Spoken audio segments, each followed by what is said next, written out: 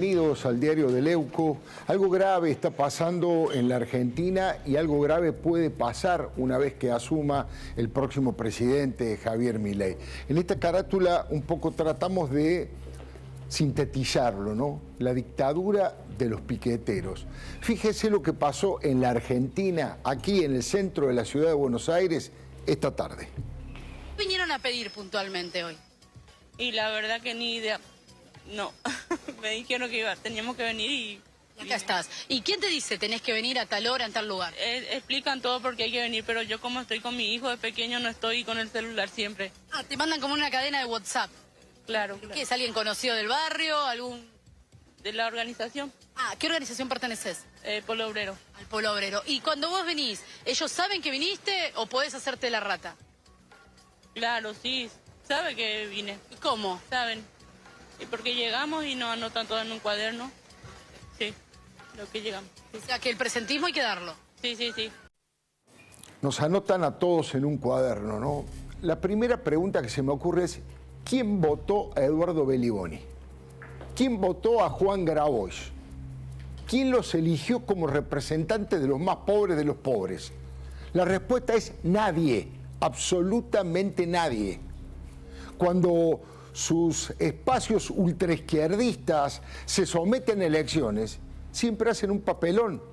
Desnudan que son solamente respaldados por minorías ideológicas jurásicas, apolilladas, que fracasaron en todo el mundo.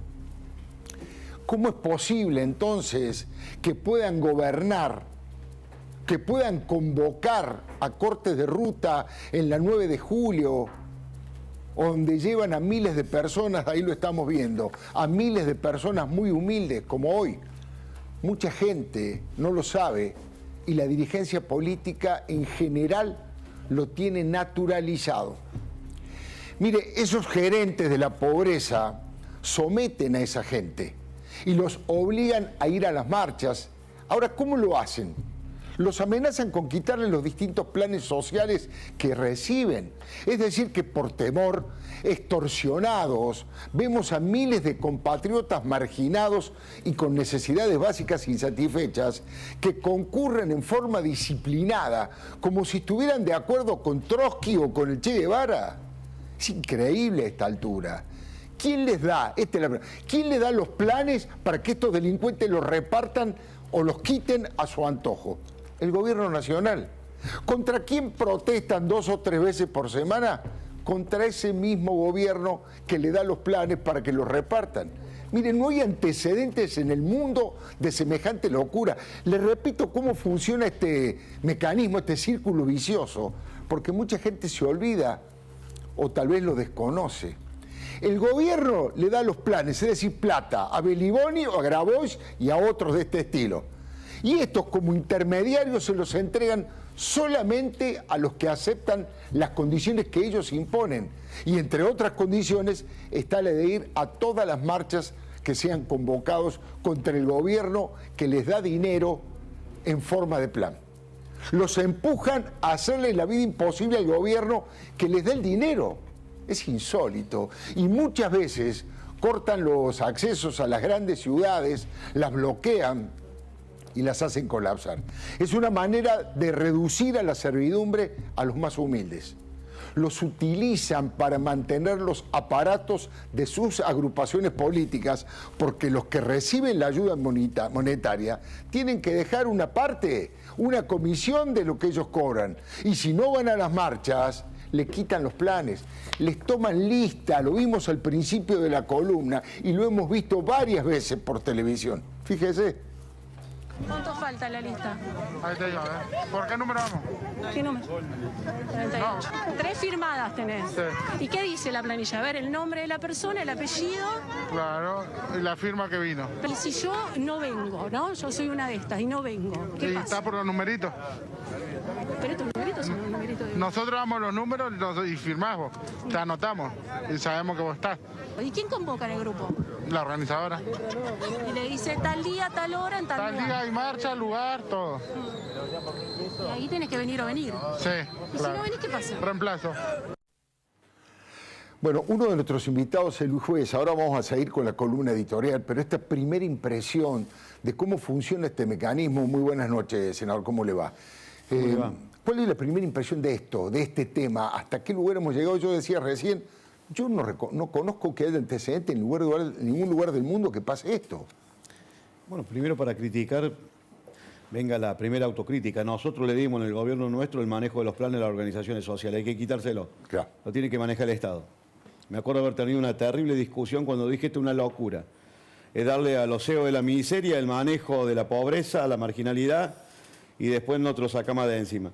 El Estado tiene que retomar el manejo monopólico de esta cuestión. El Estado es la única persona, es la única entidad. Y cuando digo el Estado, y el Estado determinará si son las iglesias evangélicas, el culto católico, las ONG, pero el Estado tiene que retomar para evitar esta miserabilidad que uno ve en la calle, este manejo, esta cuestión que hacen, viste, como el tema. Si no podés ir vos, tenés que garantizarle que vaya, entonces va un familiar, un pariente. Lo importante es tener un número importante en la calle para hacerse sentir. Bueno, el Estado tiene que recuperar el monopolio del manejo de la cuestión social, porque si no vamos a terminar presos. Y esto no es una apreciación gorila, lo digo con todo respeto. O sea, si el Estado paga, si el Estado pone plata, si el Estado tiene que mirar esa situación, porque estamos viviendo un momento extremadamente complejo, el Estado no puede delegar en otra cosa, en otra herramienta que no sea el mismísimo Estado el control de estos planes, ¿no? Tengo alguna propuesta similar a esa, ahora se la voy a comunicar, se las cuento. Mire, estas personas que hablan de igualdad y que hablan del socialismo, no tienen vergüenza en explotar a los que dicen defender de la explotación capitalista. En el colmo de la caradurez, hoy volvieron a cortar la 9 de julio, ahí lo estamos viendo. Exigían aguinaldo, caja navideña, más plata y más planes. Por lo tanto, están pensando en llevar más gente a los cortes. Es un hecho inédito. Ya convocaron a 2 protestas contra el gobierno de Milei que todavía no asumió.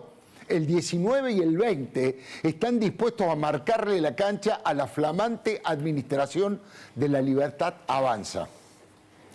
Los que sacaron menos del 3% de los votos en elecciones limpias y democráticas le quieren dar órdenes a los que ganaron con casi el 56% de los votos, ahí lo estamos viendo.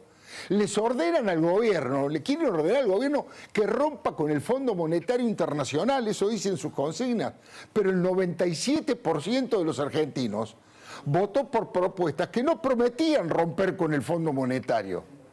Por eso le digo que todo es un delirio, pero tiene una gran importancia política para el próximo gobierno.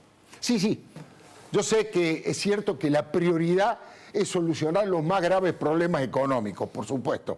Bajar la inflación, bajar la impresión de billetes, bajar los colosales gastos de la política burocrática y sucia. En verdad hay que abrir el cepo, ¿cierto? Y la economía para que vengan las inversiones, para que se generen puestos de trabajo. Eso es verdad. Hay que bajar los impuestos asfixiantes para que todas las actividades vuelvan a ser competitivas. Pero en la política hay que demostrar poder.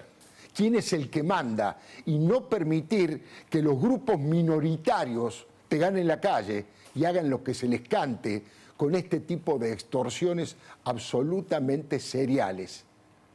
Estas organizaciones amenazan... Que aquellos que violen la ley, digamos, van a pagar las consecuencias. Es decir, la protesta tiene sentido, la protesta es algo consagrado, pero eso no tiene que violentar las libertades del resto de los argentinos. Bueno, otro de nuestros invitados es Rodrigo de Loredo. ¿De qué manera, primero buenas noches, gracias por venir, de qué manera afrontaría usted esto en los primeros días? Digamos, nuevos cortes en la 9 de julio y más reclamo de más planes y más dinero cortando, bueno, las principales avenidas en grandes ciudades de Loredo. ¿Qué haces, Alfredo? ¿Cómo buenas estás? Noches. Bueno, con una receta una receta que nosotros predicamos hace tiempo, que es el orden democrático, es decir, el poder de fuerza del Estado amparado en la ley, dentro de la ley todo, fuera de la ley nada, recuperar ese orden. Y me parece que en estos primeros pasos se va a poder llevar adelante de forma fácil, porque pocas veces ha habido una legitimidad tan grande en un plan económico como el que tiene el actual presidente Javier Milei. Entonces me parece que ese es el camino. Va de suyo, Alfredo, que requerís, no es un eslogan, no es un título, requerís equipos y profesionalismo, porque no son temas sencillos. Yo lo veo al presidente dando los primeros pasos, tiene varios desafíos de este gobierno. Los primeros pasos que observo es la designación de su primera línea de gabinete, de equipos técnicos. Lo veo bien porque veo que son decisiones prácticas las que toma, gente experimentada.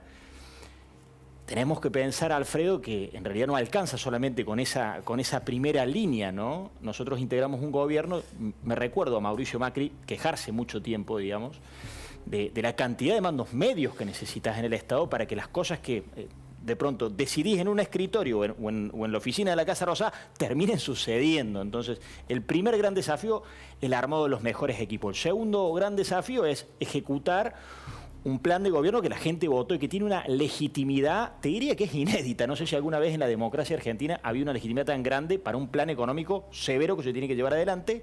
Y el tercer gran desafío, que tiene que ver con lo que me preguntas, es la sustentabilidad de las medidas que se vayan a tomar. Sustentabilidad parlamentaria, sustentabilidad judicial, Alfredo, y sustentabilidad en la calle. La sustentabilidad en la calle tiene que ver con equipos profesionales que sepan poner orden ante estos desmanejos que ya los conocemos y los avisoramos. Estas organizaciones amenazan con que la represión puede causar un muerto, y eso por supuesto que nadie lo quiere. Por eso llevan a madres con sus hijos en brazos, los usan como escudos humanos. La verdad que por esto son despreciables y cobardes. La solución, además de garantizar la seguridad democrática sin armas letales, debe ser cortarles la ruta del dinero. Es muy evidente que si estos sectores no tienen planes para repartir, en 2 días se quedan sin su poder de movilización. Claro que esta operación tiene que ser un mecanismo muy fino de relojería. Si el gobierno quiere evitar un estallido social con saqueos y toneladas de piedra, fíjese. La única excepción a lo que yo dije, nadie va a poder gastar un mango de más porque le corto la mano, la única billetera que está abierta es la de Petovelo. Es decir, la única que puede gastar más es la ministra de Capital Humano. ¿Por qué? Porque nosotros, la verdad es que no sabemos cuánto tiempo va a durar esa transición hasta que estabilicemos la economía. Entonces, vos eso no lo puedes hacer sin contención social. Contención social. Mire, de hecho, las 2 movilizaciones que ya fueron convocadas son para el 19 y 20 de diciembre, que son las fechas dramáticas donde hubo muerte en las calles y el presidente Fernando de la Rúa debió escapar con el helicóptero desde el techo de la Casa Rosada.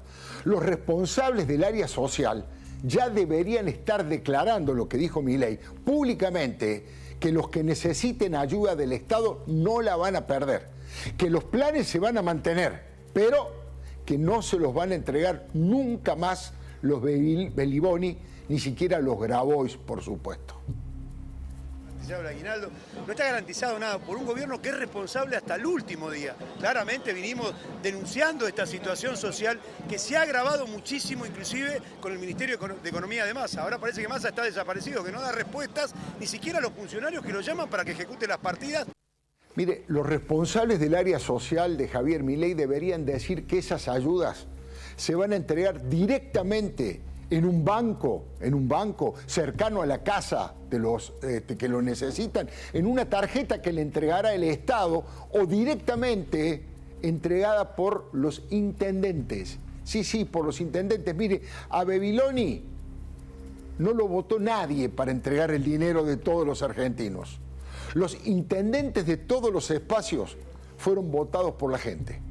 Más democrático no se consigue. Los intendentes ejercen lo que se llama democracia de proximidad. Ellos pueden controlar los que reciben a los planes, que se capaciten para poder aspirar a trabajos privados y genuinos, que manden a sus hijos a la escuela y que hagan algún tipo de tarea en el municipio. Eso le dará transparencia a la ayuda social.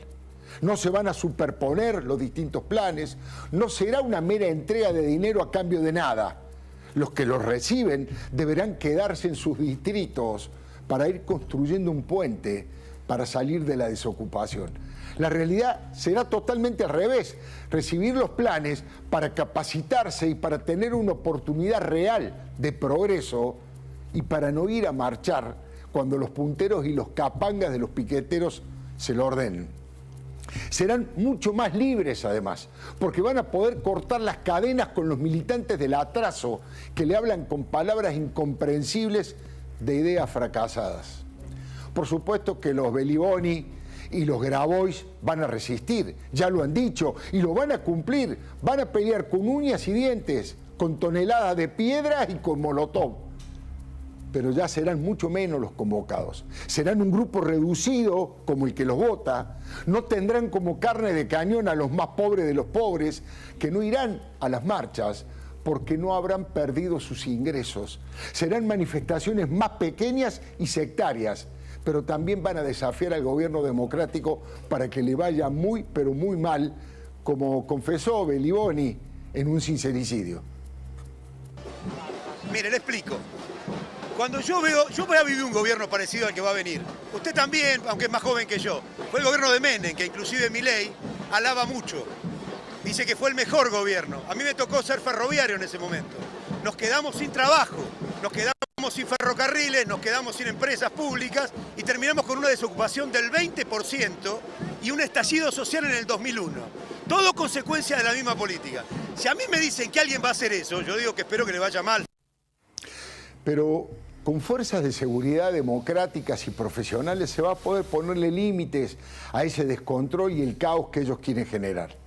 Ellos apuestan a la anarquía callejera, al río revuelto. No quieren un país tranquilo y organizado que vaya generando crecimiento y mayor equidad para todos. Quieren que todo explote por los aires, porque el éxito de un gobierno los achica cada vez más y les hace perder sus privilegios de presunta vanguardia iluminada. Ellos son todo lo contrario, son fascistas de izquierda, son reaccionarios y celebran cuando al pueblo y al país le va mal. Por eso no los votan. Nadie quiere más dictaduras, ni de los militares, ni tampoco de los piqueteros. Le doy mi palabra y le dejo un concepto de Thomas Jefferson, ¿no? Cuando los gobiernos temen a la gente, hay libertad.